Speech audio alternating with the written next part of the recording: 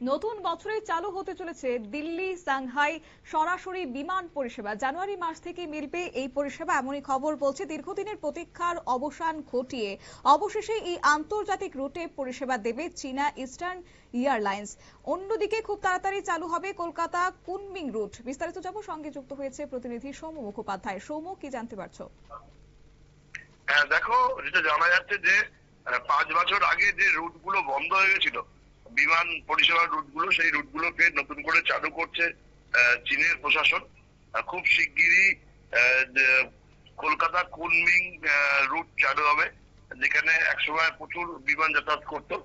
আর জানুয়ারি মাসের 2 তারিখ থেকে চীন এবং ভারতের মধ্যে যে দিল্লি এবং সাংহাই রুট ছিল, এটা জানুয়ারি মাসের 2 তারিখ থেকে শুরু হয়ে যাচ্ছে। এর ফলে চীন এবং ভারতের যে পর্যটকরা দেশের মধ্যে যাতায়াত করে তাদের খুব সুবিধা হয় বলেই দাবি করা হয়েছে চীনের দূতাবাসের পক্ষ থেকে।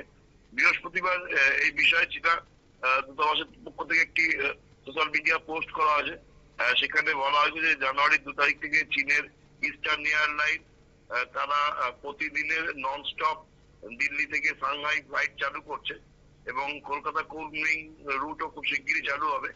এছাড়াও মুম্বাই থেকে সাংহাই ডাইরেক্ট রুট সেটা চালু হওয়ার কথা, সেটাও খুব শিগগিরই চীনা ইস্টার্ন এয়ারলাইন্স চালু করবে।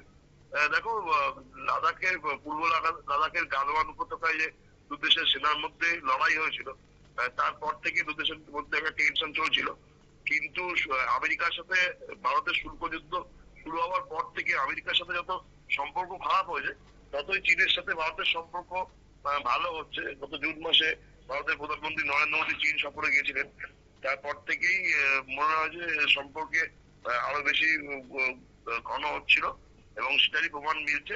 আস্তে আস্তে বিমান পরিষেবা চালু হচ্ছে এবং অন্যান্য বাণিজ্যিক যোগাযোগগুলো খুব শিগগিরই চালু হবে বলে মনে করা হচ্ছে। ধন্যবাদ।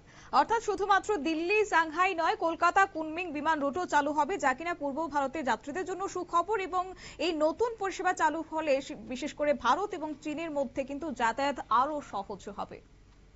নিয়ে নিচ্ছি ছোট্ট একটি বিজ্ঞাপন বিরতির, সঙ্গে থাকুন।